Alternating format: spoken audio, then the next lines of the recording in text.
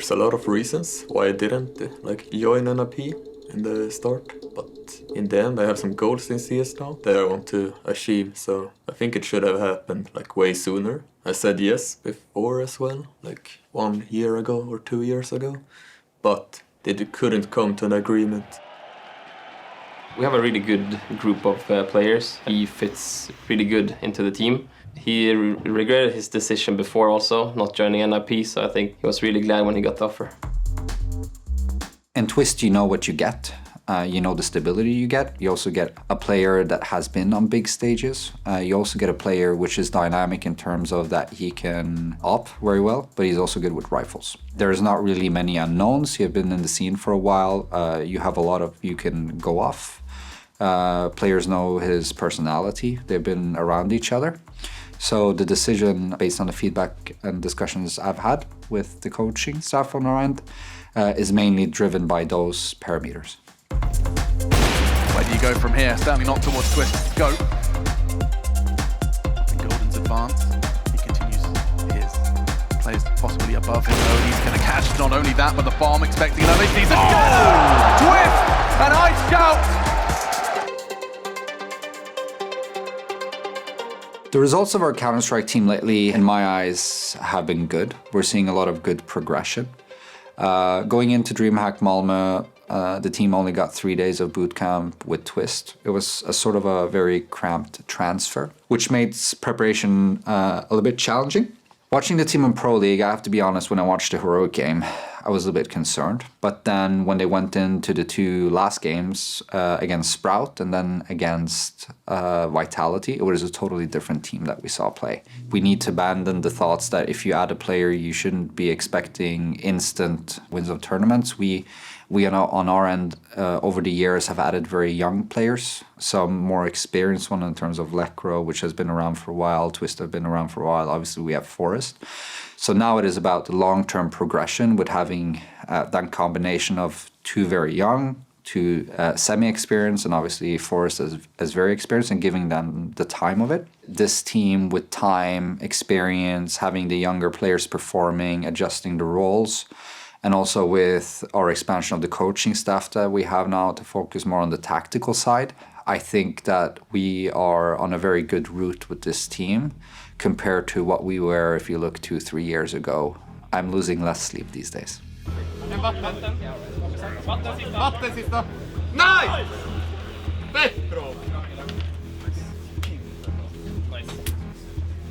It's super fun to play again.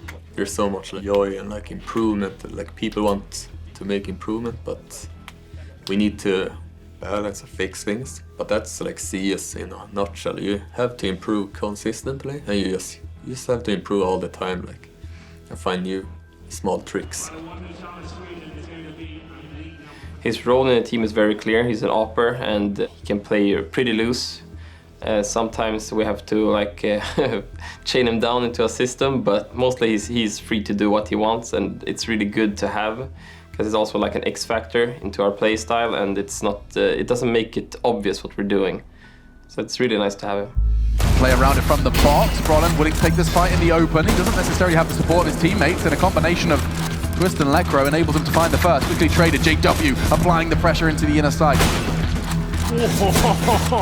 Twist is looking absolutely deadly with this scout now as they find kill after kill. The force by working out for an IP. It'll be Twist to close things out there.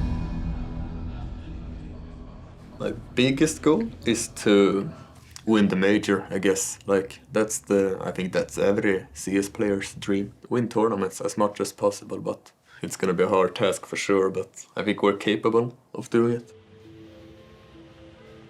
I just think a little bit of inexperience was what cost us the final against FaZe, at least not making it through the 3rd map. Just a little bit of nervousness and a little bit of just individual mistakes mostly. We played really good as T and the opening as CT, but once it got a bit tight and we needed one more round, I think the pressure got a little bit to us.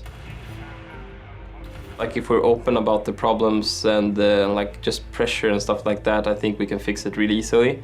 And we're getting experience with every tournament we play. With a little bit more tournaments and just talking about how to relieve the pressure, I think it's gonna be a lot better. This is sickening in all the best ways. They're just gonna gun down these last two players. Resin for his home! For his home! All four! In the save of all places, where is that in the mid-round? For FaZe. Yeah, hugely so.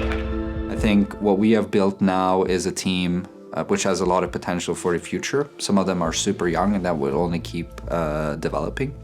From an organizational perspective, we're opening our facilities, we can provide better resources, we now have more staff to handle the operations that we didn't have in the past.